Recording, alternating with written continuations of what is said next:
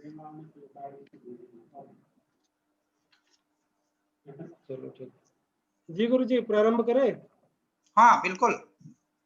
यस्मिन् नास्तः कर्म विपाको यत आस्ताम क्लेशा यस्मै नालम अलंघ्य निखिलानां नावच्छिन्नः कालदृशः य कलयन्त्या लोके सह तं कैटभ शत्रुं प्रणमामि। विश्वेश्वरानंद विश्वबंधु संस्कृत एवं भारत भारती अनुशीलन संस्थान पंजाब विश्वविद्यालय साधु आश्रम होशियारपुर, भारतीय शिक्षण मंडल एवं शास्त्र रक्षण प्रकल्प संस्कृत भारती के संयुक्त तत्वावधान में आयोजित यह पतंजल योग सूत्र के व्यास भाष्य के पंक्ति से अध्ययन का आज 21वां पाठ है। ये से पाठ है तो हमारे गुरुवर प्रोफेसर कृष्णकांत शर्मा जी उपस्थित हैं। हम आपका अभिनंदन करते हैं, स्वागत करते हैं तथा इसमें उपस्थित समस्त प्रतिभागियों का भी हम अभिनंदन करते हैं, स्वागत करते हैं।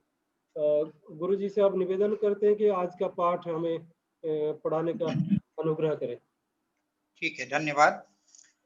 विश्वेश्वरानंद विश्वबंधु संस्कृत एवं भारत भारती अनुशीलन संस्थान, भारत शिक्षा मंडल एवं संस्कृत भारती के शास्त्र रक्षण प्रकल्प के संयुक्त तत्वावधान में हम लोग व्यास भाष्य सहित पातंजल योग सूत्र का अध्ययन कर रहे हैं। इन दिनों हम लोग क्लेशों के बारे में पढ़ रहे हैं। तो अविद्या, अस्मिता, राग, द्वेष और अभिनिवेश, ये 5 क्लेश बतलाए गए हैं।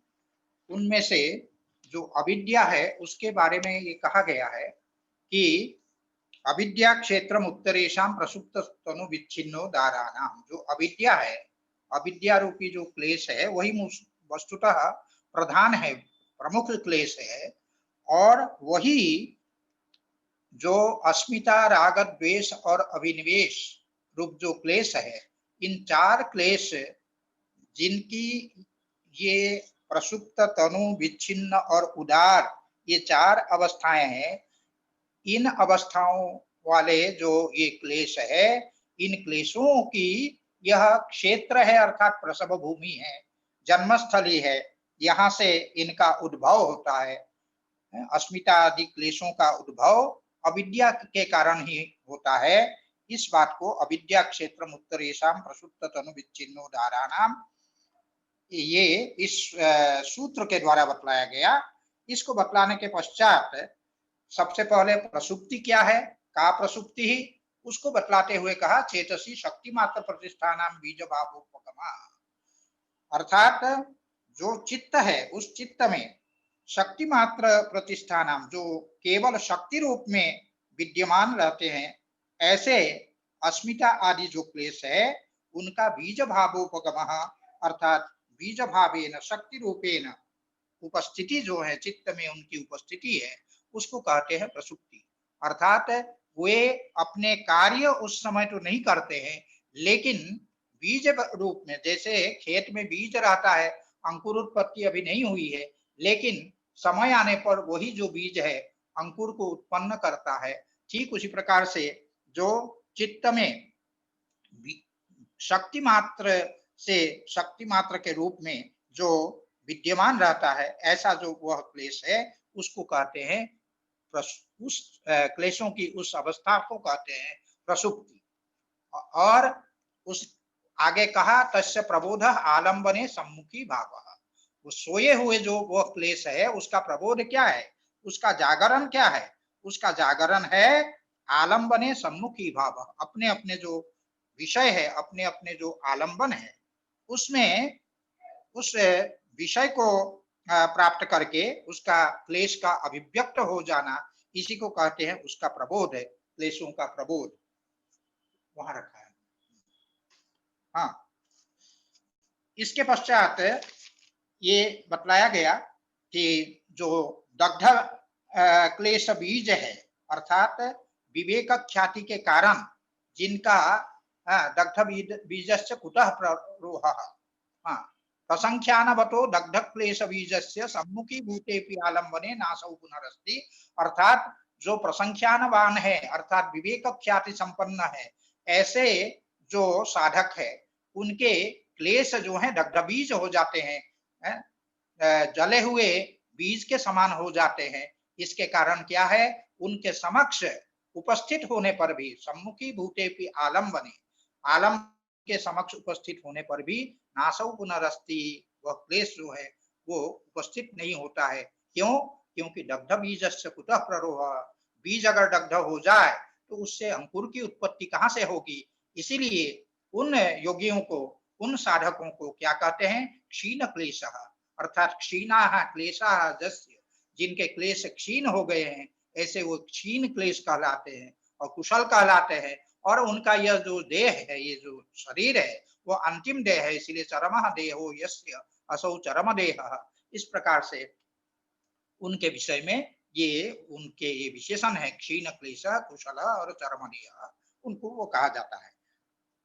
और उसके बाद ये बताया गया कि तत्रैव न अन्यत्र तदा सताम क्लेशानां बीज सामर्थ्यम इति विषयस्य सम्मुखी भावेपि येषां प्रबोधः माने जागरणं न भवति, अर्थात उनके सामने विषय के उपस्थित होने पर भी वे जो क्लेश है उनका जागरण, उनका प्रबोध नहीं होता है। इतना बतलाने के पश्चात कहा तत्रैव सा दग्ध बीज भावा पंचमी क्लेशावस्था नान्यत्र, तत्रैव अर्थात विवेक ख्याति प्राप्त जो योगी है उन्हीं में ये जो क्लेशों की दग्ध बीजावस्था है, पंचमी क्लेशावस्था, दग्ध बीज भावा पंचमी क्लेशावस्था, ये पांचवी जो क्लेश की अवस्था है जो कि दग्ध बीज भाव है, अर्थात जिनके क्लेश रूपी जो बीज है वो बीज मानो दग्ध हो गया है, ऐसा केवल जो विवेक ख्याति संपन्न योगी है उन्हीं में ये अवस्था होती है, और अन्यत्र नहीं, माने सामान्य जो प्राणी है उसमें ऐसी स्थिति नहीं होती है। सताम क्लेशानाम तदा बीज सामर्थ्यम दग्धम, जो होते हुए भी जो क्लेश है उनका जो बीज सामर्थ्य, अंकुर उत्पन्न करने का जो सामर्थ्य है वो चूंकि दग्ध हो चुका है, इसीलिए विषयस्य सम्मुखी भावे भी सति, विषय के सम्मुख उपस्थित होने पर भी न भवति येषां प्रबोधः, येषां क्लेशानाम, इन क्लेशों का प्रबोध नहीं होता है, ये जागरण नहीं होता है, ये बताया गया। और उसके बाद कहा उक्ता प्रसुप्ति दग्ध बीजानाम अप्ररोहस्य, इस प्रकार यहाँ तक जो है प्रसुप्ति क्या है उसको बतलाया गया, और जो दग्ध बीज क्लेश है उनका किस प्रकार पुनः जागरण नहीं होता है, अंकुरन नहीं होता है, इसको भी बतला दिया गया। अब तनुत्व मुच्यते, तनुता क्या है क्लेशों की उसको बता रहे हैं। प्रतिपक्ष भावन उपहता, अर्थात क्रियायुग रूपी जो प्रतिपक्ष है, विपरीत है, विरोधी है, उसकी भावना से उपहता क्लेशाः, जब क्लेश उपहत हो जाते हैं तब उन क्लेशों को तनवः भवन्ति, उन क्लेशों को हम जो हैं तनु कहते हैं, उन क्लेशों को हम तनु कहते हैं, अर्थात जो क्रियायोग रूपी जो प्रतिपक्ष है उसकी भावना से, उसके अनुष्ठान से, उसके परिपालन से ये जो क्लेश है वो तनुता को प्राप्त हो जाते हैं, क्षीण हो जाते हैं, इसीलिए उसको हम कहते हैं तनु। तो तनुता की बात करने के पश्चात अब विच्छिन्न क्या है उसको बता रहे हैं। तथा विच्छिद्य विच्छिद्य तेन तेन आत्मना पुनः पुनः समुदाचरण की विच्छिन्ना, विच्छिन्न वो है जो विच्छिद्य विच्छिद्य माने बीच बीच में टूट टूट करके, अलग अलग हो करके, विच्छिन्न हो करके, और पुनः क्या होता है, तेन तेन आत्मना पुनः पुनः, पुनः तेन तेन आत्मना माने उसी उसी अपने स्वरूप में फिर से जो है समुदाचरन्ति, अर्थात आविर्भवन्ति, जो क्लेश आविर्भूत हो जाते हैं उनको कहते हैं विच्छिन्न क्लेश। और इसकी आगे व्याख्या करते हुए ये कहते हैं कि ये कैसे है, विच्छिन्नता कैसे है, उसको बताते हुए कहा राग काले क्रोधस्य अदर्शना, जिस समय राग उत्पन्न होता है उस समय जो है क्रोध नहीं दिखा जाता है, इसी प्रकार नहीं राग काले क्रोध समुदाचरति, उसको कहा कि राग के समय में क्रोध जो है वो आविर्भूत नहीं होता है? इस प्रकार और रागस्य क्वचित दृश्यमानो न विषयांतरे नास्ति, और राग के विषय में भी ये बतलाया कि किसी एक वस्तु में, किसी एक विषय में अगर राग है, आसक्ति है, इसका तात्पर्य ये नहीं है कि न विषयांतरे नास्ति, दूसरे विषय में उसका राग नहीं है, ये भी बात नहीं है। उसका एक उदाहरण देकर के समझाया कि न एकस्याम स्त्रियाम चैत्रो रक्तः, जैसे चैत्र नामक कोई व्यक्ति एक स्त्री के प्रति आसक्त है, अनुरक्त है, लेकिन इसका तात्पर्य यह नहीं है इति अन्यासु स्त्रीषु विरक्तः, अन्य स्त्री के प्रति वो विरक्त है, ये इसका आशय नहीं होता है। किंतु तत्र रागो लब्ध वृत्ति, तत्र माने जिस स्त्री में वो अनुरक्त है उसमें तो वो राग जो है लब्ध वृत्ति, लब्धा वृत्ति ये ना असौ लब्ध वृत्ति, जिसने वृत्ति को प्राप्त कर लिया है, माने वो प्रकट हो गया है राग, तो ये इस प्रकार का वो राग जो है उसमें लब्ध वृत्ति होता है। और अन्यत्र तो भविष्य वृत्ति, अन्य स्त्री के प्रति जैसे उसका जो राग है अभी इस समय प्रकट नहीं है, लेकिन भविष्य वृत्ति भविष्य में वो प्रकट होने वाला है, इस कारण से वो भविष्य वृत्ति है। सही तदा प्रसुप्त तनु विच्छिन्नो भवति, सही माने सही क्लेश, वह जो क्लेश है वो प्रसुप्त तनु और विच्छिन्न, इस प्रकार से ये होते हैं विषय जो लब्ध वृत्ति, जो विषय में है। इसके बाद उदार को बता रहे हैं, विषय जो लब्ध वृत्ति, जो विषय में लब्ध वृत्ति है, माने वृत्ति को लाभ की जिसने किया है, ऐसा जो क्लेश है उसको कहते हैं स उदारः, उस क्लेश को उदार, अर्थात जो वर्तमान में प्रकट हो रहा है क्लेश है वो उदार क्लेश कहलाता है। सर्व एव एते क्लेश विषयत्वं नातिक्रमन्ति, ये जो है सबके सब, चाहे प्रसुप्त हो, चाहे तनु हो, चाहे विच्छिन्न हो, उदार हो, सबके सब जो है क्या है, चाहे वो सुप्त होकर के चित्त में पड़ा हुआ है, लेकिन उसका क्लेशत्व जो है वो रहता ही है। इसीलिए ये कहा कि क्लेश विषयत्वं नातिक्रामन्ति, ये क्लेश विषयता जो है उसका अतिक्रमण ये नहीं करते हैं। तो कस्तर ही विच्छिन्न तो करके, ये जब ऐसी स्थिति है तो आपने फिर एक को विच्छिन्न कहा, एक को प्रसुप्त कहा, एक को तनु कहा, एक को उदार कहा, ये भिन्न भिन्न कहने की क्या आवश्यकता थी, सब तो क्लेश ही है। कस्तर ही विच्छिन्न प्रसुप्त तनु उदारो वा क्लेश इति, इसका उत्तर देते हुए कहते हैं उच्यते सत्यमेव एतत्, ये आपने बिल्कुल सही कहा, इसमें कोई दो राय नहीं है कि ये सबके सब क्लेश ही है। लेकिन ये जो अवस्थाएं बताई गई है, किंतु विशिष्टा नाम एवं एतेषां विच्छिन्नादित्वम्, विशिष्टा नाम माने विशेष प्रकार की इनकी जो अवस्था है, उन विशेष प्रकार की अवस्थाओं के कारण, भिन्न भिन्न अवस्थाओं के कारण एतेषां क्लेशानाम, इन क्लेशों का ये विच्छिन्नत्व, प्रसुप्तत्व और उदारत्व आदि ये जो अवस्थाएं हैं, उन अवस्थाओं को लेकर के इस प्रकार इनका प्रसुप्त तनु विच्छिन्न और उदार ये भेद बतलाया गया है।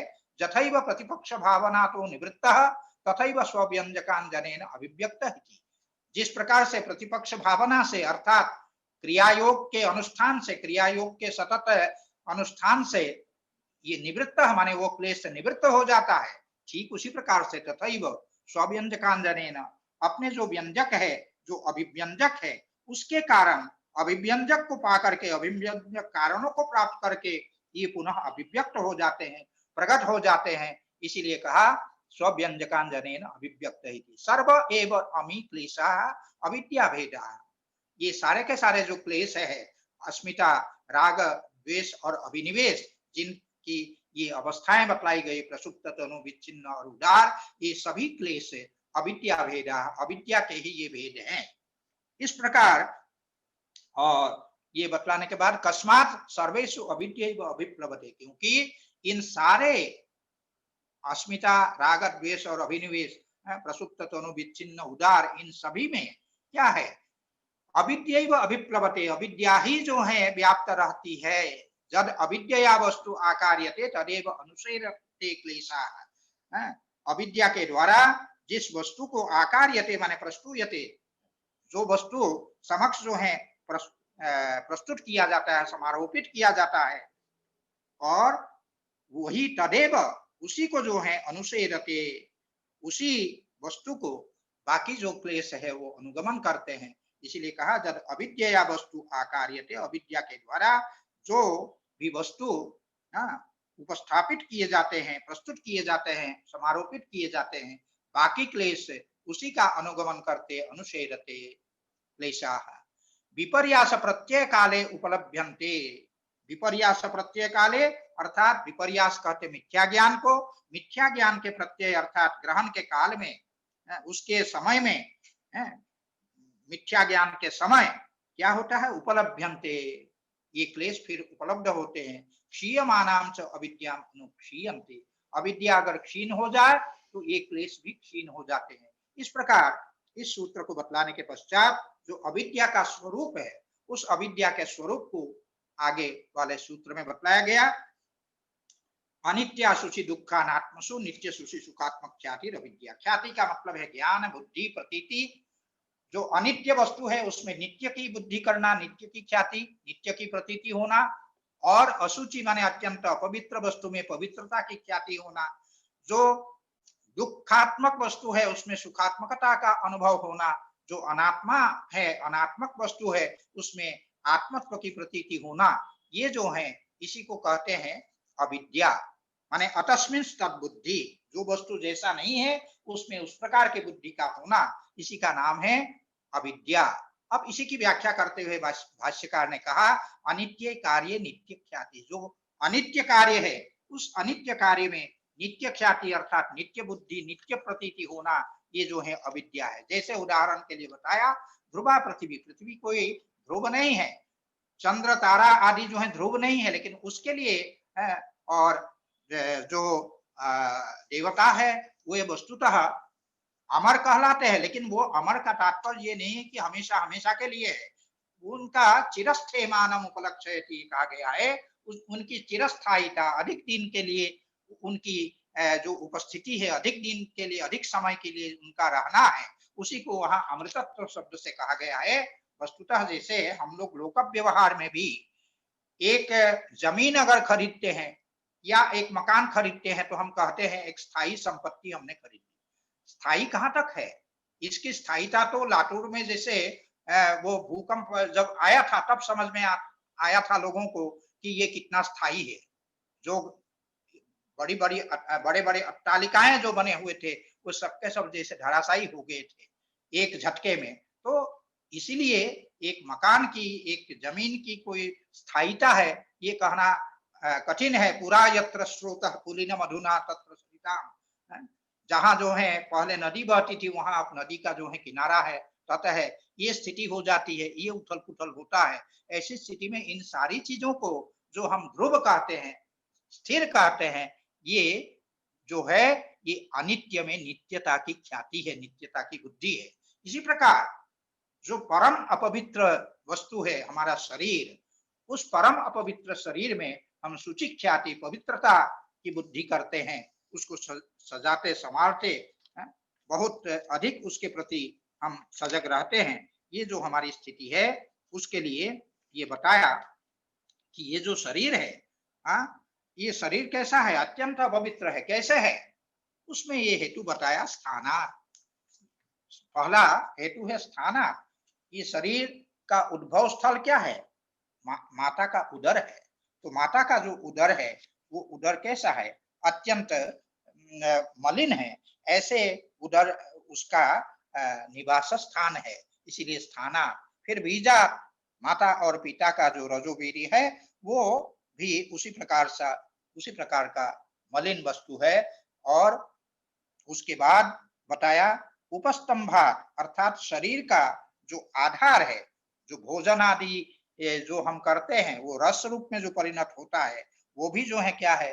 वो भी मलिन है। इस कारण से वो कहा उपस्तंभात। फिर निश्चंदात, जो हमारे शरीर से पसीना, मल मूत्र आदि जो निकलते हैं ये सब। उसी प्रकार अंत में जब इस शरीर का निधन होता है, मृत्यु होती है, मृत्यु के समय क्या होता है? मृत्यु के पश्चात उस शरीर को अगर कोई छूते हैं, उस शव को अगर कोई छूते हैं, छूने मात्र से, स्पर्श मात्र से स्नान का विधान किया गया है। तो इसीलिए आधेय शौचत्वात्, आधेय शौचत्वात् का मतलब आधेयम शौचम माने शुद्धि प्रक्षालनादि, जस्मिन् तस्य भावः आधेय शौचत्वम, अर्थात जिसको स्नान आदि के द्वारा जिसकी शुचिता की जाती है, पवित्रता की जाती है, उसकी अपेक्षा होती है, उसको शुद्ध करने की अपेक्षा होती है। इन कारणों से पंडिताः कायम ही अशुचिम विदुः, पंडित लोग इस काय अर्थात जो शरीर है उसको अशुचिम विदुः, अपवित्र माना है पंडितों ने। इति अशुचौ शरीरे शुचिख्यातिर्दृश्यते, इस प्रकार के अपवित्र शरीर में जो पवित्रता की जो ख्याति, प्रतीति, बुद्धि, भान हमको होता है, तो ये जो है यही सूची ख्याति जो है, असूचि में सूची ख्याति, ये अविद्या है। और इसके बाद दुख में सुख ख्याति को बतलाते हुए वो कहते हैं तथा दुखे सुखस्य ख्याति। हाँ, इसका एक वर्णन किया, कोई बहुत आवश्यक नहीं है, लेकिन फिर भी वही है किस प्रकार से हम सूची ख्याति करते हैं, अपवित्र शरीर में किस प्रकार हम शुचि बुद्धि पवित्र बुद्धि करते हैं, उसके लिए एक कन्या का वर्णन हम किस रूप में करते हैं कि मानो ये एक अभिनव जो चंद्र की कला है उस प्रकार की कला के सदृश अत्यंत कमनीय माने कांति से युक्त यह कन्या है, मानो इनके अवयव मधु और अमृत से बने हुए हैं, इस प्रकार, और जो चंद्रमा का भेदन करते हुए मानो निकल कर आ रही है, इस प्रकार हम एक कन्या का हम वर्णन करते हैं, कन्या के विषय में हम कहते हैं, इसी से ज्ञात होता है। और आगे कहते हैं नीलोत्पला पल पत्रायताक्षी, जिनकी आंखें जो हैं नील उत्पल के समान, नील कमल के समान, जिनकी नील कमल के जो पत्र है उसके समान जिसकी आंखें विशाल है, आयत है, इस प्रकार उन आंखों से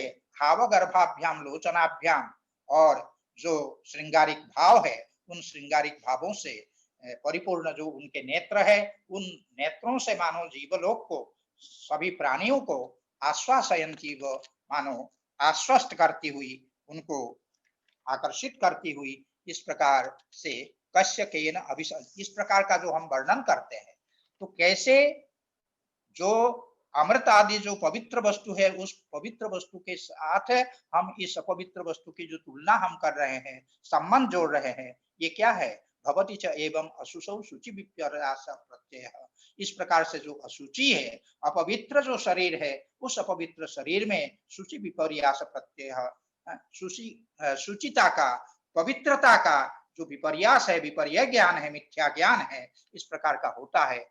इस प्रकार से इसके द्वारा जो अपुण्य है, जो पाप है, उसमें पुण्य प्रत्यय, उसको पाप समझना, उसी प्रकार जो अनर्थ है उसको अर्थ समझना, सार्थक समझना, ये भी जो है इसके द्वारा व्याख्यात हो जाता है, ये सब इसके अंतर्गत आ जाते हैं।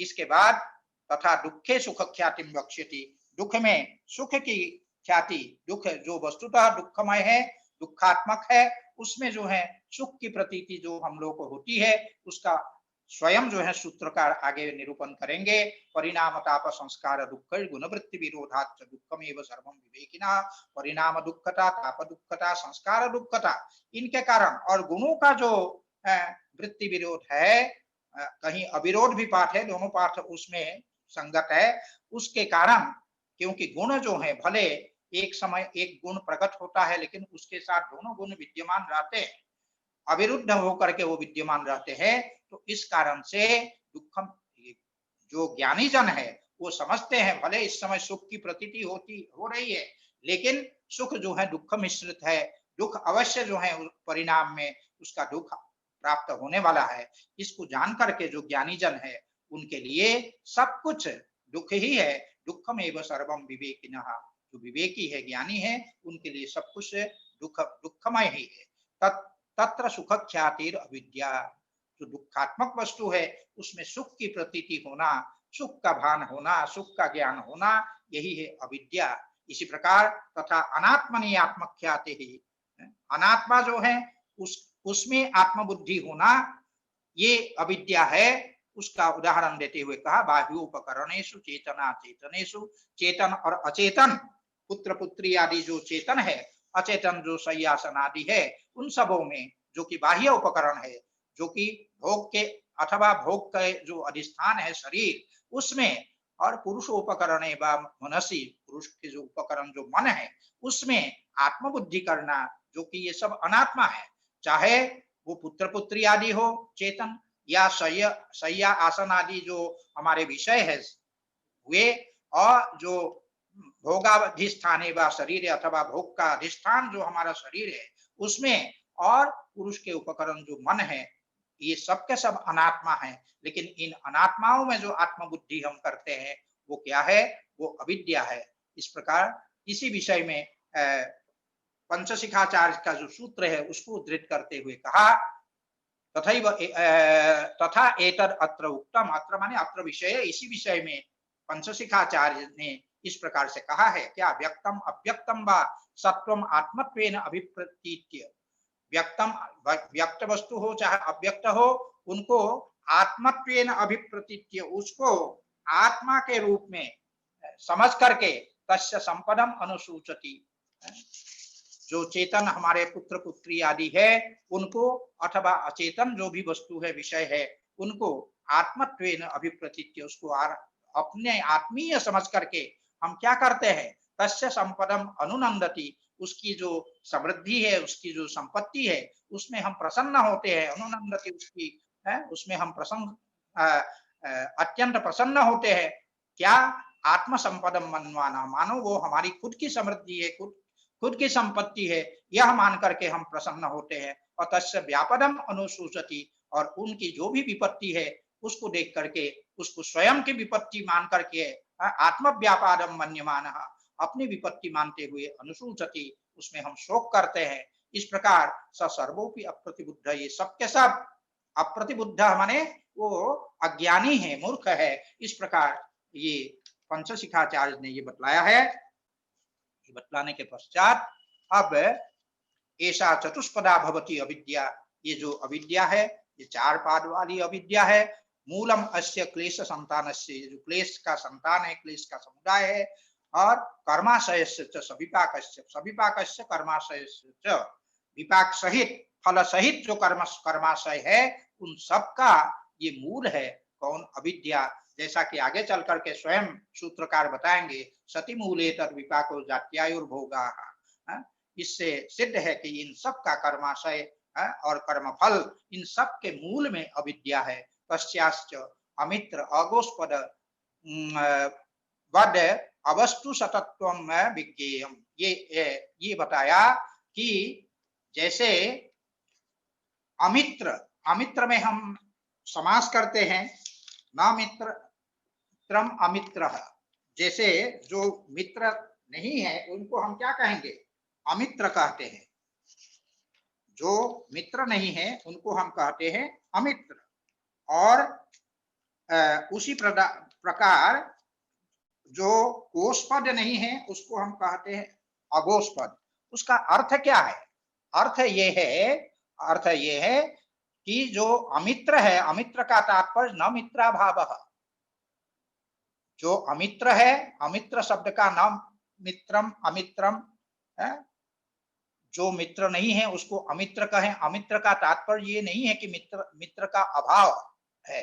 न अमित्र, न मित्र मात्रम, अथवा वो मित्र मात्र है ये भी बात नहीं है, किंतु तद विरुद्ध सपत्नः, उससे विरुद्ध है, अर्थात मित्र से विरुद्ध, मित्र के विरोधी जो सपत्न है, जो शत्रु है, उसको कहा जाता है अमित्र। अर्थात वो भावात्मक है, वह भावात्मक है, अभावात्मक नहीं है वहां। उसी प्रकार अगोष्पद कहने से न गोष्पदम अगोष्पदम, तो माने इसका तात्पर्य ये नहीं कि गोष्पद का अभाव है, इसलिए कहा न गोष्पदाभाव, केवल गोष्पद का अभाव है ऐसा अर्थ नहीं है। अथवा न गोष्पद मात्रम, अथवा गोष्पद मात्र है, गाय का पैर मात्र ही है, ऐसा भी वो नहीं अर्थ है। किंतु उसका अर्थ क्या है? देश एवं वो देश विशेष को जो है अगोष्पद शब्द से कहा गया है। तो इसीलिए इस प्रकार से वस्तुअंतरम माने अन्य वस्तु, दूसरे वस्तु है वो, उससे भिन्न वस्तु है, अन्य वस्तु है। इस प्रकार से जो अविद्या है, इस अविद्या में भी क्या है? जो अविद्या नामक क्लेश है वो भी न प्रमाणम, न प्रमाणम का मानने न क्या कहते हैं, ज्ञान या विद्या है ये बात नहीं है। प्रमाण का तात्पर्य प्रमाणम माने ज्ञानम, ज्ञानम का मतलब विद्या, उसका मतलब वो न प्रमाणम माने न विद्या न प्रमाणाभाव, न तो विद्या का अभाव तो है क्या, किंतु वो क्या है, विद्याया विपरीतम, विद्या के जो विपरीत है वो क्या, ज्ञानांतरम। जिस प्रकार विद्या ज्ञान है उसी प्रकार विद्या के विपरीत ज्ञानांतर जो है, जो मिथ्या ज्ञान है, उस मिथ्या ज्ञान को अविद्या शब्द से कहा गया है। अविद्या नामक क्लेश है, अर्थात ये भावात्मक है, अभावात्मक नहीं है। इस प्रकार इन उदाहरणों के द्वारा, इन समस्त पदों के उदाहरणों के द्वारा भाष्यकार ने उसको समझाया। अब अस्मिता नामक जो क्लेश है, वो अस्मिता नामक क्लेश का जो स्वरूप है उसको बतलाते हुए सूत्रकार कहते हैं, दृग्दर्शन शक्त्योर एकात्मते वास्मिता।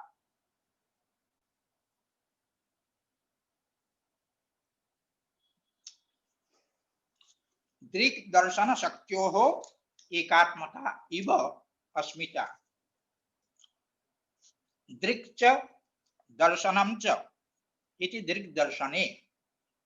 दृक् कहते हैं, पश्यति इति दृक् क्विप प्रत्यय करते हैं, उसका अर्थ होता है बुद्धि, सॉरी पुरुष, आत्मा, दृक्। और दृश्यते अनेन इति दर्शनम, अर्थात बुद्धि। तो दृक् का मतलब हुआ पुरुष और दर्शन का मतलब हुआ बुद्धि। ते एव शक्ति इति दृक् दर्शन शक्ति, अर्थात पुरुष और बुद्धि ही शक्ति है।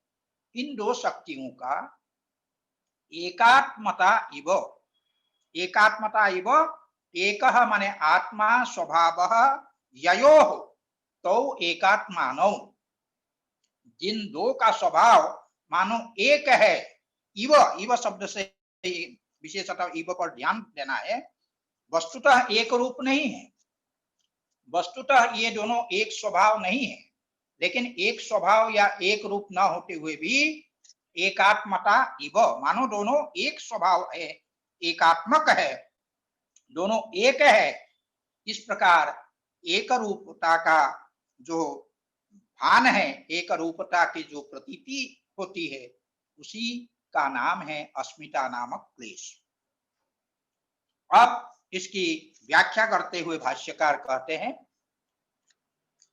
पुरुषो दृक् शक्ति ही, जो पुरुष है, आत्मा है, उसको दृक् शक्ति का नाम से कहा जाता है। जैसा कि मैंने बताया कि पश्यति इति दृक्, क्विप प्रत्यय करते दृश्य धातु से कर्ता के अर्थ में, तो दृक् दृशौ दृशः ये बनता है। दृक् का मतलब हुआ पुरुषः।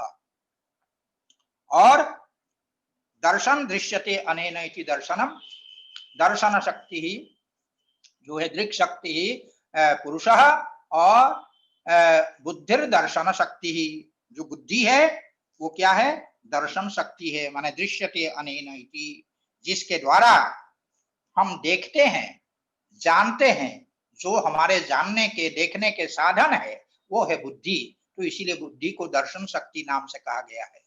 इत्येतयोर एकस्वरूपापत्तिरिव अस्मिता क्लेश उच्यते। इत्येतयोः अर्थात दृक् दर्शन शक्त्योः, दृक् शक्ति और दर्शन शक्ति, इन दोनों की एक स्वरूपापत्तिरिव, एक स्वरूपापत्ति माने एक स्वरूपस्य आपत्ति इव, माने एक रूपता इव, इन दोनों का स्वरूप मानो एक है, ऐसा जो एक रूपता का सा हो जाना है, एक रूप सा हो जाना है दोनों का, इसी का नाम क्या है, उसी को कहते हैं अस्मिता नामक वह क्लेश है। आगे कहते हैं, भोक्तृभोग्य शक्त्योः अत्यंत विभक्तयोः अत्यंता संकीर्णयोः अविभाग प्राप्तौ इव सत्याम भोगः कल्पते। यहाँ ये कहते हैं कि भोक्तृभोग्य शक्त्योः अत्यंत विभक्तयोः, पर अत्यंत विभक्तयोः और असंकीर्णयोः, अत्यंत विभक्तयोः और असंकीर्णयोः, ये दोनों विशेषण है भोक्तृभोग्य शक्त्योः। तो एक विशेषण है अत्यंत भोक्तृभोग्य शक्त्योः अत्यंत विभक्तयोः, जो अत्यंत विभक्त है, एक दूसरे से भिन्न है। भोक्तृ शक्ति भिन्न है और भोग्य शक्ति भिन्न है, जो एक दूसरे से सर्वथा भिन्न है, इसलिए कहा अत्यंत विभक्त है, जो सर्वथा भिन्न है। और कैसे है? असंकीर्णयो, अर्थात बिल्कुल अलग अलग है, मिश्रित नहीं है, संकीर्ण नहीं है, असंकीर्ण है, अमिश्रित है। इस प्रकार से दोनों जो भिन्न भिन्न भोक्तृ और भोग्य शक्ति है, उनका विभाग प्राप्त इव सत्याम, मानो अब ये दोनों जो है संकीर्ण अविभाग प्राप्त इव, विभाग नहीं अविभाग प्राप्त इव, अर्थात दोनों मानो अविभाग को प्राप्त कर लिए हुए हैं। दोनों से जो है एक दूसरे से पूरे जैसे मानो मिल गए हैं, एक हो गए हैं, इसलिए अविभाग को जो प्राप्त कर लिया है, ऐसे हो जाने पर अविभाग प्राप्त इव सत्याम, अविभाग की प्राप्ति जैसे हो गई हो, ऐसी स्थिति में क्या होता है? भोग कल्पते, ऐसे ही समय में भोग अर्थात सुख दुख आदि का जो अनुभव, सुख दुख आदि का जो साक्षात्कार है, वो ऐसे ही समय में होता है। भवती कल्पते अर्थात भवती, ऐसे ही समय में जब दृक् शक्ति और दर्शन शक्ति मानो दोनों एक जैसे प्रतीत होने लगती है, ऐसे ही समय में भोग उपस्थित होता है, भोग संपन्न होता है, भोग होता है, ये समझना चाहिए। क्यों? क्योंकि स्वरूप प्रतिलंबे, तो दोनों का जो स्वरूप है, दृक् शक्ति और दर्शन शक्ति का जो स्वरूप है, पुरुष का जो स्वरूप है, बुद्धि का जो स्वरूप है, उसके प्रतिलंब है। स्वरूपस्य प्रतिलंब, स्वरूप प्रतिलंब, प्रतिलंब माने उपलब्धि। स्वरूप की जब उपलब्धि हो जाती है, स्वरूप का ज्ञान जब हो जाता है, स्वरूप की ख्याति जब हो जाती है, तब क्या हो जाता है? तब अर्थात विवेक ख्याति हो जाने पर, ये स्वरूप ख्याति कब होगी? जब विवेक ख्याति होगी कि दृक् शक्ति भिन्न है और दर्शन शक्ति भिन्न है, पुरुषः भिन्नः बुद्धिश्च भिन्ना, इस प्रकार से दोनों की अन्यता की जो ख्याति होती है, जिसको सत्व पुरुषान्यता ख्याति कहते हैं, विवेक ख्याति कहते हैं, उसके हो जाने पर जब स्वरूप की उपलब्धि हो जाती है, तो तयोः कैवल्यमेव भवति, उन दोनों का क्या हो जाता है? तब वो कैवल्य हो जाता है, दोनों एक दूसरे से अलग हो जाते हैं। एक दूसरे से अलग हो जाना ही वस्तुतः कैवल्य है। यही जो है, उसी को कहा कैवल्यमेव भवति कुतो भोगः, उस अवस्था में विवेक ख्याति के होने पर भोग कहां से होगा? भोग तो उस समय नहीं हो सकता है। इसी को दृढ़ करने के लिए, सुदृढ़ करने के लिए, पुष्ट करने के लिए पंचशिखाचार्य का एक सूत्र जो है, उसको यहाँ भाष्यकार उद्धृत कर रहे हैं। तथा च उक्तम बुद्धितः परम पुरुषम आकारशील विद्यादिभिर विभक्तम अपश्यन कुर्यात् तत्र आत्मबुद्धिम मोहेन इति। यहाँ पर ये कह रहे हैं कि पंचशिखाचार्य का ये सूत्र है, बुद्धितः परम अर्थात बुद्धितः भिन्नम, बुद्धि से जो भिन्न है। कौन? पुरुषम, जो पुरुष है वो बुद्धि से भिन्न है, और वो आकारशील विद्यादिभिर विभक्तम, विशुद्ध जो उसका स्वरूप है पुरुष का, पुरुष का अपना जो आकार है, अपना जो स्वरूप है, अपना जो स्वभाव है, और उस स्वभाव के अनुसार वह कैसा है? वह पुरुष असंगो ह्ययम पुरुषः कहा गया है। तो वो जो शुद्ध उसका स्वरूप है, पुरुष का शुद्ध चैतन्य रूप जो पुरुष का स्वरूप है, उनको विद्यादि अर्थात ज्ञान आदि के कारण उसको बुद्धि से बिल्कुल भिन्न, बुद्धितः परम माने बुद्धि से वो बिल्कुल भिन्न है, ये अपश्यन, विद्या आदि के द्वारा उसको बुद्धि से भिन्न है, इस प्रकार अपश्यन माने न देखता हुआ, वो क्या है? तत्र माने तत्र बुद्धौ, उस बुद्धि में आत्मबुद्धिम मोहेन इति, मोहेन कुर्यात् आत्मबुद्धिम, मोह के कारण, अविद्या के कारण आत्मबुद्धिम कुर्यात्, अर्थात यह बुद्धि ही आत्मा है, इस प्रकार का बुद्धि को ही आत्मा जो समझना है, ये यही जो है वो क्या है? यही अस्मिता है। इसलिए यहाँ पर ये कहा आ, हाँ, इस प्रकार जो अस्मिता रूप जो क्लेश है, उस अस्मिता रूप क्लेश के निरूपण के पश्चात अब जो राग है, क्योंकि क्लेशों के क्रम में अविद्या, अस्मिता, उसके पश्चात राग का क्रम आता है। राग का क्या स्वरूप है उसको बतलाने के लिए सूत्रकार कहते हैं सुखानुशयी राग। सुखानुशयी माने सुख का अनुवर्तन करने वाला जो क्लेश है वो क्लेश राग कहलाता है। सुखानुशयी अर्थात सुख के अनुभव के पश्चात जो उत्पन्न होने वाला जो क्लेश है उस क्लेश को कहते हैं राग। अब भाष्यकार इसी की व्याख्या कर रहे हैं कि सुखाभिज्ञस्य सुखानुस्मृति पूर्व सुखे तत्साधने वा जो गर्धः तृष्णा लोभः स रागः इति। स रागः, उस क्लेश को हम राग कहते हैं। किस क्लेश को? यहाँ ये कह रहे हैं सुखाभिज्ञस्य।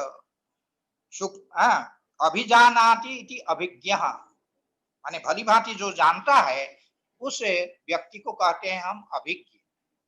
और सुखस्य अभिज्ञः, जो सुख को भली भांति जानते हैं, सुख का अनुभव जिसने किया हो उस व्यक्ति को कहेंगे सुखाभिज्ञ।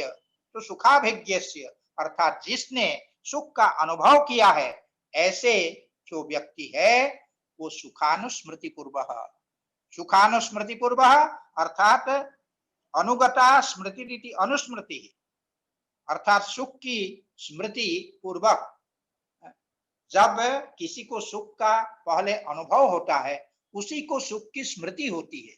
तो सुखानुस्मृति पूर्वक अर्थात सुख के अनुभव होने के कारण जिसको सुख की स्मृति होती है तत्पूर्वक सुखे, उसके कारण क्या होता है? सुखे अर्थात जो सुख है, आनंदानुभूति है, उसके प्रति तत्साधने वा अथवा सुख के जो साधन है, तत्साधने माने सुख साधने, सुख के साधनभूत जो पदार्थ है, जो वस्तु है, उनके प्रति जो गर्धः, गर्धः अर्थात गर्धः की का ही अर्थ करते, गर्ध का मतलब इच्छा, उसी को आगे कहते तृष्णा। जो तृष्णा है, जो लालच है, और आगे कहते लोभ अर्थात लोलुपता है। उस वस्तु को बार बार, सुख को और सुख के साधन को बार बार प्राप्त करने की जो इच्छा होती है, बार बार प्राप्त करने की जो लालसा होती है, बार बार प्राप्त करने की जो लोलुपता होती है, उसी को कहते हैं राग नामक क्लेशः स रागः इति। उसी को कहते हैं राग। और द्वेष क्या है? दुखानुशयी द्वेषः। दुखानुशयी का तात्पर्य क्या है? उसी प्रकार जैसे सुखानुशयी सुख का अनुवर्तन करने वाला क्लेश जो है वो राग है, उसी प्रकार दुख का अनुवर्तन करने वाला जो क्लेश है उस क्लेश को कहते हैं द्वेष। इसी की व्याख्या करते हुए भाष्यकार कहते हैं दुखाभिज्ञस्य दुखानुस्मृति पूर्वः। दुखाभिज्ञस्य अर्थात जिसने दुख को भली भांति जाना है, दुख का अनुभव जिसने किया है, ऐसे व्यक्ति दुख की स्मृति उसको होती है। जब कभी एक बार दुख होता है, पुनः स्मरण मात्र से वो जैसे वो क्लेश मानो नया हो गया है, तो ऐसी स्थिति होती है। तो इसलिए यहाँ पर ये कहा दुखाभिज्ञस्य, जिसने दुख को जाना है, दुख का अनुभव किया है, वो उसकी दुख की स्मृति जो है वो ताजी हो जाती है। और ताजी होने के कारण क्या होता है? दुखे तत्साधनेवा, दुख अर्थात दुख की जो अनुभूति है उसके प्रति, अथवा दुख के जो साधनभूत पदार्थ है उनके प्रति जो जह प्रतिघः, जह प्रतिघः, प्रतिघः माने प्रतिहंति इति, प्रतिघः माने प्रतिहिंसा, उसके प्रति एक जो प्रतिहिंसा का जो भाव होता है मन में, उसी को दूसरे शब्द में कहा मन्युः। मन्युः माने वही गुस्सा, उसके प्रति जिस वस्तु से दुख होता है उसको देखते ही गुस्सा आता है व्यक्ति को, तो उसको कहते हैं मन्युः। और उस गुस्से के कारण क्या है? जिघांसा। जिघांसा माने हंतुम इच्छा, उसको मार डालने की, उसका गला घोट देने की इच्छा होती है। तो ये जो है जिघांसा है, उसी को दूसरे शब्द में कहा क्रोधः। इस प्रकार का जो क्रोध है वही क्रोध सद्वेषः, उसी को द्वेष नामक क्लेश कहा गया है।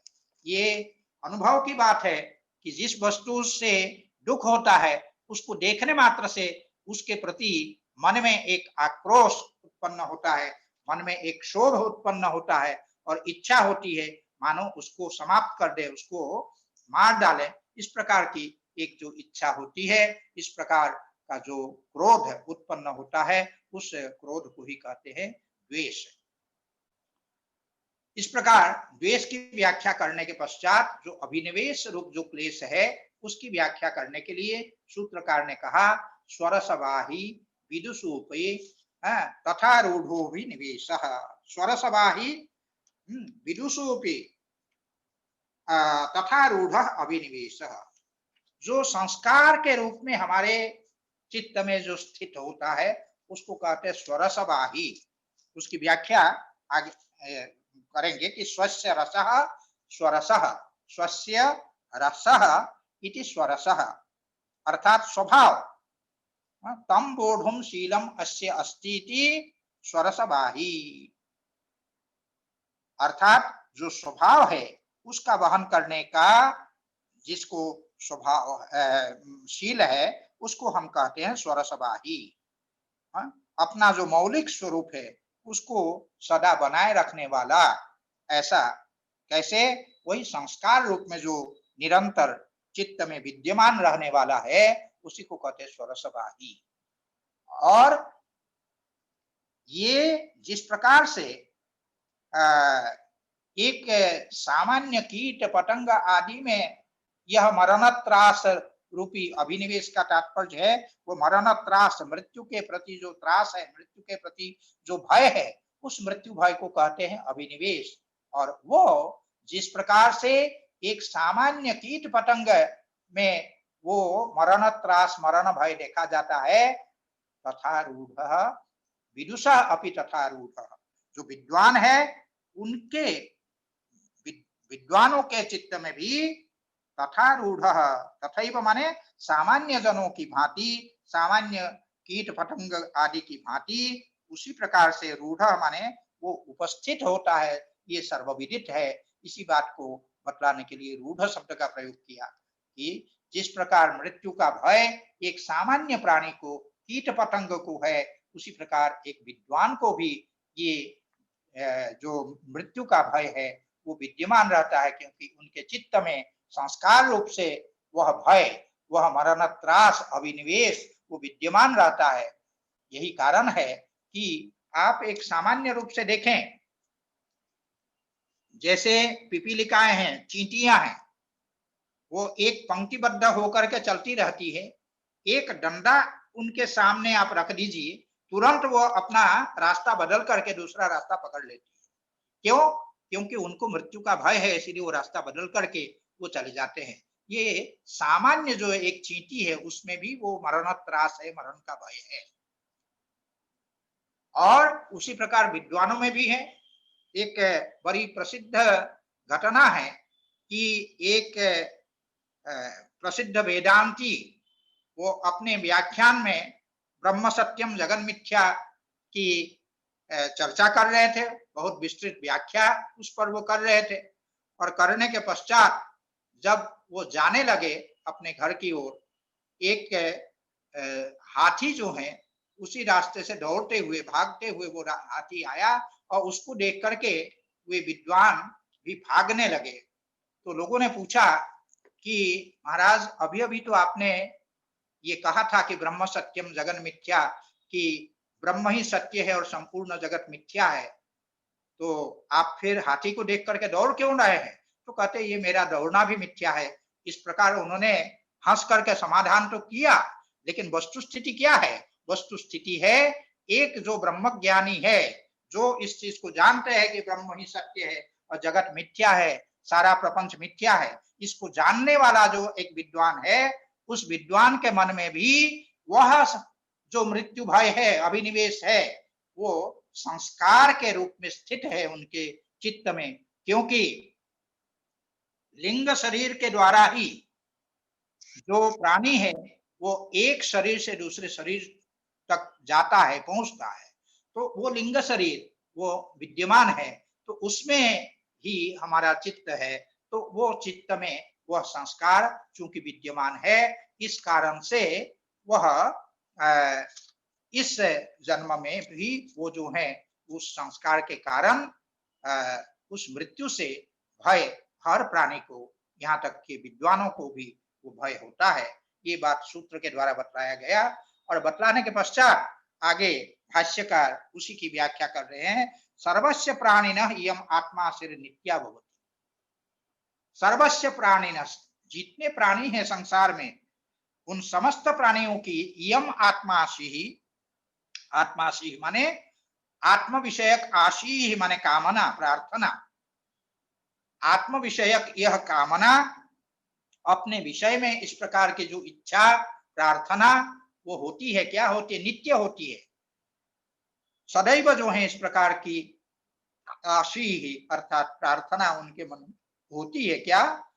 मां न भुवम, मैं कभी ना रहूं ऐसा ना हूं, अर्थात मैं सदैव रहूं, इसी को कह रहे मां न भुवम भूया समिति, अर्थात मैं सदा बना रहूं, मैं सदा विद्यमान रहूं।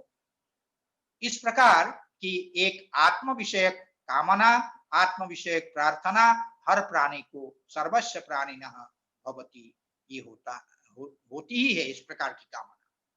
मैं ना रहूं ऐसा कोई नहीं चाहता है दुनिया में, अर्थात मेरी मृत्यु हो ऐसा कोई नहीं चाहता है। हर व्यक्ति जो है संसार में जीना चाहता है, रहना चाहता है, हर एक की जिजीविषा है, तो इसीलिए उसी को कह रहे हैं यह आत्मासी है, हर एक प्राणी के लिए नित्य है कि मान भूवम भूया समिति में हमेशा बना रहूं। अब इससे क्या सिद्ध होता है?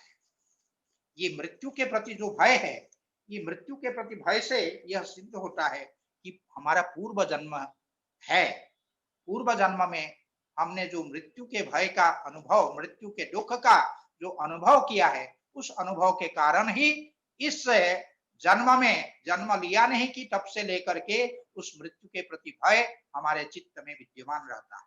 इसी बात को यहाँ पर ये कह रहे हैं, न च अननुभूत मरण धर्म कस्य ऐसा भवति आत्मासी, ऐसा आत्मासी, यह आत्म विषयक जो कामना है, प्रार्थना है, वह अननुभूत मरण धर्म कस्य, अननुभूत मरण धर्म कस्य अर्थात मरण धर्म जो है, मरण क्रिया जो है, उसको जिससे प्राप्त नहीं हुआ है, जिसने अनुभव नहीं किया है, जिसकी मृत्यु नहीं हुई है, ऐसे किसी प्राणी को ऐसा आत्मा से ही ये इस प्रकार की जो आत्म विषयक कामना है वो न भवती, नहीं हो सकती है, ये हो ही नहीं सकती है। ये तभी हो सकती है जब मरण का जो भय है, मरण का जो कष्ट है, मरण का जो दुख है, उस दुख का अनुभव जिसने किया है उसी को इस प्रकार की आत्माशी होती है, आत्म विषयक कामना होती है कि मैं हमेशा बना रहूं, मेरी मृत्यु ना हो, मैं न रहूं ऐसा ना हो। तो इस प्रकार इससे क्या सिद्ध होता है? इसी से पूर्व जन्म में हमने जो अनुभव किया है, एतया च पूर्व जन्मानुभव प्रतीयते, इसके द्वारा पूर्व जन्म का जो अनुभव है वो प्रतीत होता है। पूर्व जन्म में मृत्यु से जो होने वाला अनुभव है, कष्ट का अनुभव है, वो इससे सिद्ध होता है। इसी को कहा एतया च पूर्व जन्मानुभव प्रतीयते। एक बार योग विषयक एक डिप्लोमा कक्षा है, उसमें पढ़ाते समय एक मेडिकल के जो विद्यार्थी है, उनके समक्ष जब हम पढ़ा रहे थे उस समय पूर्व जन्म की चर्चा आई किसी प्रसंग में, तो पूर्व जन्म की चर्चा आते ही मेडिकल के एक विद्यार्थी जो है खड़े होकर कहने लगे कि ये पूर्व जन्म वगैरह बकवास है, पूर्व जन्म नामक कोई चीज है नहीं। तो मैंने कहा पूर्व जन्म नहीं है, आपका ऐसा मानना है, ठीक है, मैं स्वीकार करता हूं, लेकिन मेरा एक प्रश्न है, उसका आप उत्तर दें कि अभी अगर आपके समक्ष कोई एक आतंकवादी अपना रिवॉल्वर लेकर के उपस्थित हो जाए तो आप क्या करेंगे? तो कहा मैं भाग जाऊंगा। मैंने कहा आप क्यों भागेंगे? तो कहा कि नहीं भागेंगे तो गोली मार देगा। हमने कहा मार दे गोली, क्या फर्क पड़ता है? तो कहते मर जाएंगे। हमने कहा क्यों, मरने से आप डरते हैं? ताकि हम नहीं, सभी लोग डरते हैं। तो हमने कहा क्यों डरते हैं? क्योंकि एक जो छोटा बच्चा है वो बार बार एक गर्म जो चाय का प्याला है उसको छूने का प्रयास करता है। तो जब मना करने पर नहीं मानता है, अंततोगत्वा माता पिता क्या करते हैं, धीरे से उस कप को छुआ देते हैं उसके हाथ में। जब एक बार उसको ये अनुभव हुआ कि अरे ये तो कष्ट देने वाली चीज है, उसके बाद वो छूने का प्रयास नहीं करता है। माने कष्ट का एक बार जब अनुभव होता है तब वैसा कष्ट दोबारा वो चाहता नहीं है, ये होता है। तो मृत्यु का स्वाद तो अभी तक आपने सका नहीं है, तो ऐसी स्थिति में इस जन्म में तो आपकी मृत्यु तो अभी तक हुई नहीं है, और मृत्यु का स्वाद अगर आपने चखा नहीं है, उसका अनुभव आपको हुआ नहीं है, तो मृत्यु से आप डरते क्यों हैं? यही जो मृत्यु के प्रति जो भय है वो आपके संस्कार में विद्यमान है। यही प्रमाणित करता है कि हमारा पूर्व जन्म है। पूर्व जन्म में मृत्यु के समय होने वाला जो कष्ट है, दुख है, उसका स्मरण होते ही आदमी जो है कांप उठते हैं, इसीलिए मृत्यु से डरते हैं। इसी बात को कहते हैं एतयाच पूर्व जन्मानुभव प्रतीयते। सचायम अभिनिवेश क्लेश स्वरसवाही। तो ये जो अभिनिवेश रूप जो क्लेश है वो सरसवाही का मतलब है वासना संस्कारों के रूप में हमारे भीतर ये विद्यमान रहता है। और ये अभिनिवेश ये जो मरण भय रूप जो क्लेश है, कृमेरपि जो कृमि है, एक कीट है, उस कीट से लेकर के जात मात्र से जन्म लिया नहीं कि तब से प्रत्यक्षानुमानागमय असंभावित। ये जो क्लेश है इसका अनुभव न प्रत्यक्ष प्रमाण से हो सकता है जन्म में मरण, क्योंकि इस जन्म में मृत्यु से होने वाला जो दुख है उसको हमने प्रत्यक्ष प्रमाण के द्वारा तो जाना नहीं, वो संभव नहीं कि प्रत्यक्ष हम उसका करें। और जिसका प्रत्यक्ष नहीं होता फिर उसके संदर्भ में अनुमान भी संभव नहीं है। तो इसीलिए कहते हैं प्रत्यक्ष अनुमान और आगम, अर्थात शास्त्र में जो मृत्यु भय के विषय में जानकारी दी गई है उसके पहले से ही प्राणी को तो उस मृत्यु विषयक भय है। इसीलिए ये जो है ये मृत्यु भय है रूप जो क्लेश है, अभिनिवेश है, वो प्रत्यक्ष अनुमान और आगम से संभावित नहीं है, असंभावित है। इसीलिए कहा प्रत्यक्षानुमानागम ही असंभावित माने अननुभावनीय अनुत्पाद्य, जो प्रत्यक्ष अनुमान और आगम से उत्पाद्य नहीं है, अनुभवनीय नहीं है। इस प्रकार का जो मरण त्रास है, मरण त्रास उच्छेद दृष्टियात्मक। ये मरण त्रास है कैसा?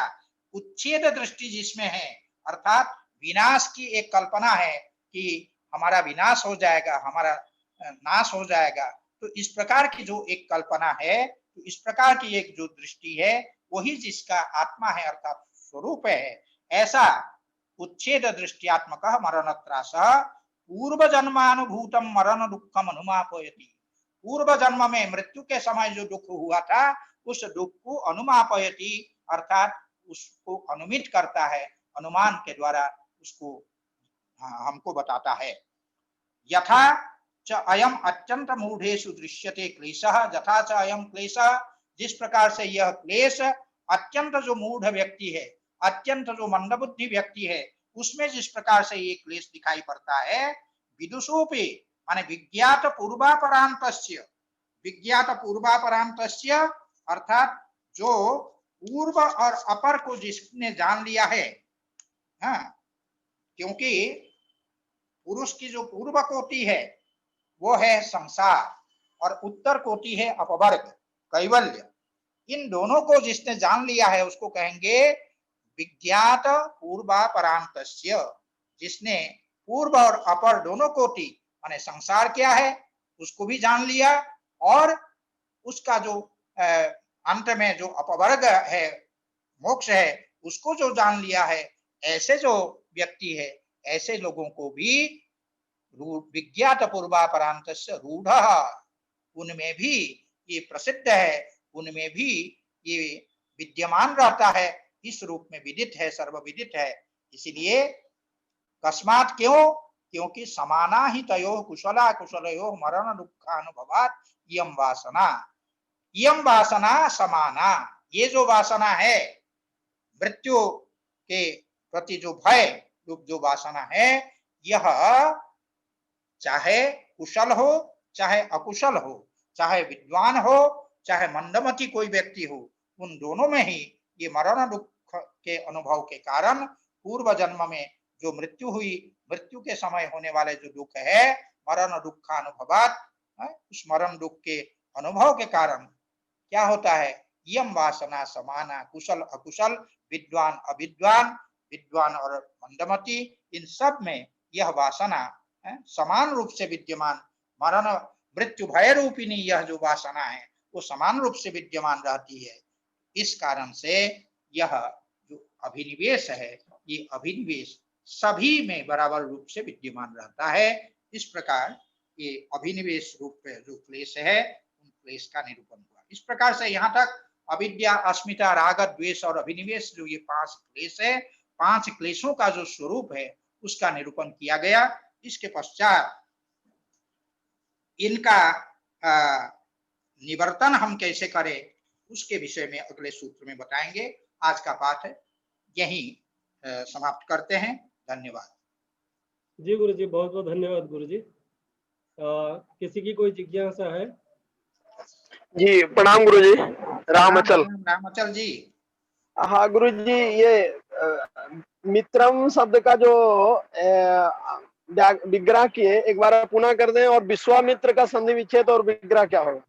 नहीं, यहाँ विश्वामित्र से यहाँ कोई लेना देना नहीं जी। ये यहाँ जो है न मित्रम अमित्रम, जो मित्र नहीं है उसको कहेंगे अमित्र, जो मित्र नहीं है उसको क्या कहेंगे, अमित्र। तो नए का अर्थ क्या है, सामान्यतः नए का अर्थ अभाव होता है जी। ठीक है जी। तो अमित्र कहने का मतलब मित्र का अभाव, ये अर्थ सामान्यतः प्रतीत होता है जी। तो कहते हैं ये जो अमित्र शब्द है इसका अर्थ है न मित्र का अभाव है न मित्र मात्र है जी। तो है क्या, उससे भिन्न सपत्न है, ठीक है, उसके विपरीत वो सपत्न है माने शत्रु है, ये अर्थ है अमित्र का। तो माने भावात्मक अर्थ है, अभावात्मक अर्थ नहीं है। ठीक उसी प्रकार से अविद्या में भी न विद्या अविद्या जब हम करते हैं, न विद्या का तात्पर्य क्या हुआ, जो विद्या नहीं है माने विद्या का अभाव है, ऐसा सामान्यतः प्रतीत होता है। लेकिन यहाँ अभाव रूप अर्थ नहीं लेना है, क्योंकि अविद्या भावात्मक है। उसी भावात्मकता को बतलाने के लिए यहाँ पर कहते हैं कि ये अमित्र की भांति, अगोष्पद की भांति यहाँ पर न विद्या अविद्या, इस प्रकार जो नए समास है, यहाँ नए का अर्थ है, इसको व्याकरण की भाषा में, आप तो व्याकरण है, इसको पर्युदास कहते हैं, पर्युदास सदृशग्राही, ठीक है। और प्रसज्य प्रतिषेध जो है वो एकदम शत्रु माने बिल्कुल विपरीत वो होता है। तो यहाँ जो है क्या है, यहाँ पर ये अर्थ होगा न विद्या, जो विद्या नहीं है, तो विद्या है क्या, ज्ञान है ना, विद्या तो ज्ञान है, और उस ज्ञान का अभाव अर्थ नहीं है, अपितु एक अलग प्रकार का जो ज्ञान है उसको हम क्या कहते हैं, जिसको मिथ्या ज्ञान कहते हैं, जो भावात्मक है वो मिथ्या ज्ञान अविद्या है। उसी बात को यहाँ न मित्र अमित्र के द्वारा बतलाया गया है, ठीक है। जी जी गुरु जी। जी हाँ ठीक। गुरु जी, ये जैसे अभी हम लोग तो मैंने जैसे कुछ श्रेष्ठ लोगों को छोड़ दिया जाए तो हम लोग तो एकदम बिल्कुल चारवाकी की तरह जी रहे हैं। भाई व्यवहार है तो 4 भाग, ये व्यवहार में तो सभी 4 भाग है। देखिए शास्त्र की जो बातें हैं उसको जीवन में उतारना चाहिए, लेकिन जीवन में उतारना उतना सहज नहीं है। ब्रह्म सत्यम जगन मिथ्या कह देना तो बहुत सहज है, सहजतया कह देते, लेकिन उसकी अनुभूति करना उतना सहज नहीं है, उसके लिए तो साधना की अपेक्षा होती है। तो इसीलिए हम लोग व्यवहार में क्या है, व्यवहार में तो वही 4 भाग ही है, 4 भाग के जैसे ही हम व्यवहार करते हैं,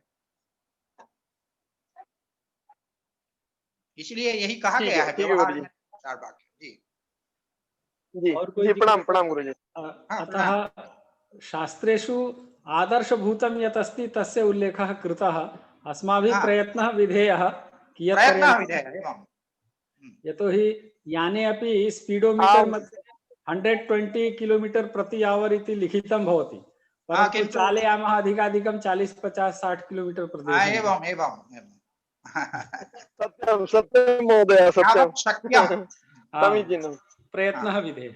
हा। प्रयत्नः विधेयः। यावत् भवितुं शक्नोति तावत् कुर्मः। आमाम् तर्हि किं सार्धद्विशतम् अथवा सपादशतं वेगेन एव गन्तुं शक्यते किम्? रामचल महोदय सन्ति, शक्यते किं गुरुकृपा भविष्यति चेत् भवितुम् अर्हति। न कथा राम न करणीया। अचलस्तु न चलिष्यति यतोहि सः अचलः। अच्छा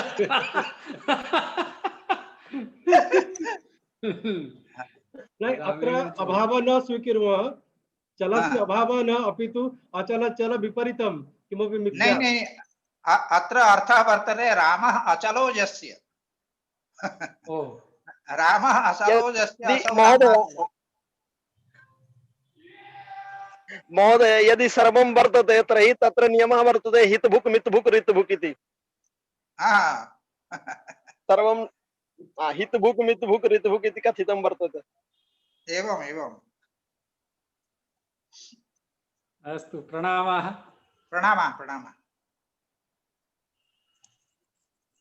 प्रणमामि आचार्य। प्रणमामि प्रणमामि।